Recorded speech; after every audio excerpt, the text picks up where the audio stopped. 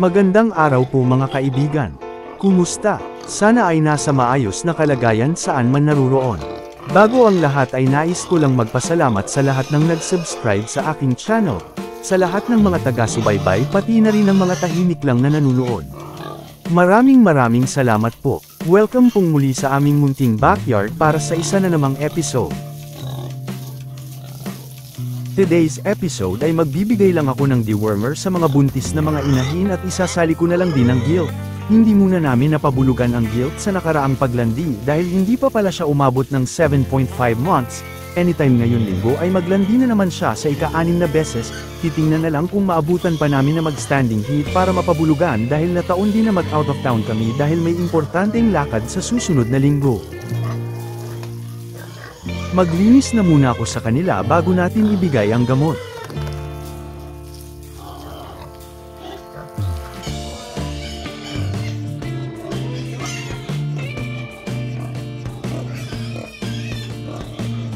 May 3 dewormer dito para sa 3 alaga. Itong una ay nasa 99 days na po ang kanyang pinagbubuntis sa unang party. Ihalo lang sa kanilang pagkain. Konti lang munang pagkain at timing din dahil gutom na sila, tiyak makain nila kasama ang gamot.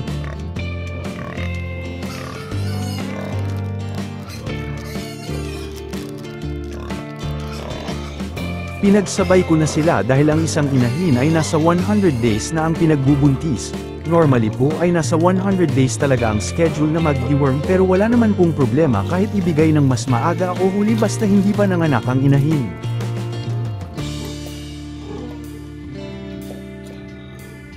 Ugaliin natin na mabigyan ng dewormer bago manganak para ma-eliminate ang mga bulate o parasites sa katawan ng inahin, dahil sila ang umaagaw sa mga nutrients pati na rin sa mga piglets habang nasa loob pa ng tiyan, para na rin sa paglabas ng mga biik ay walang bulate ang madala nila na posibleng sanhi ng mga sakit.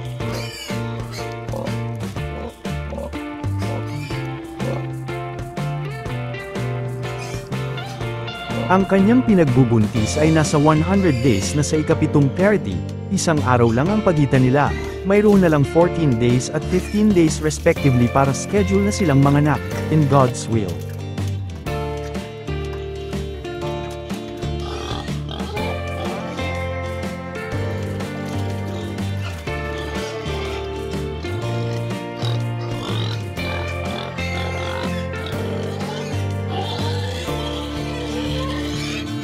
Kung hindi namin mapabulugan ang isang ito dahil sa may lakad kami ay sa susunod na estrus period na lang, sa panahong ito ay magiging 8 months old na siya at mas mabuti dahil medyo mature na ang alaga.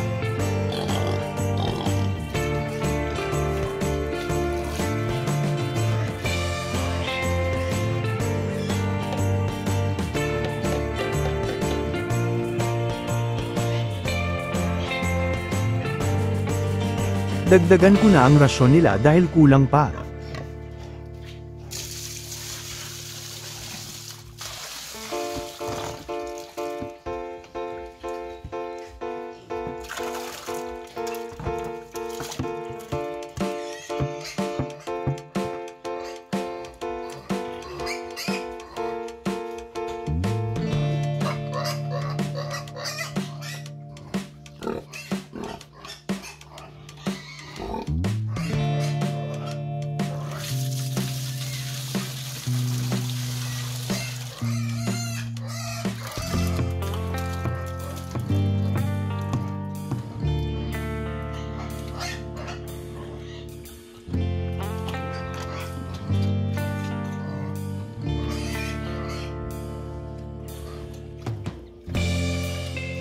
Ito na po ang body condition ng inahin sa ika-100 days.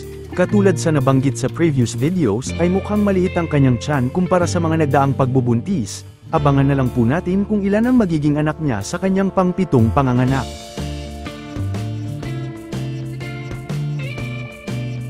Ito rin ang pangangatawan niya sa kanyang first party. Kapag kinakapa namin ang kanyang tiyan ay malakas nang gumagalaw ang mga piglet sa loob. Aabangan na lang din po natin kung ilan ang magiging anak.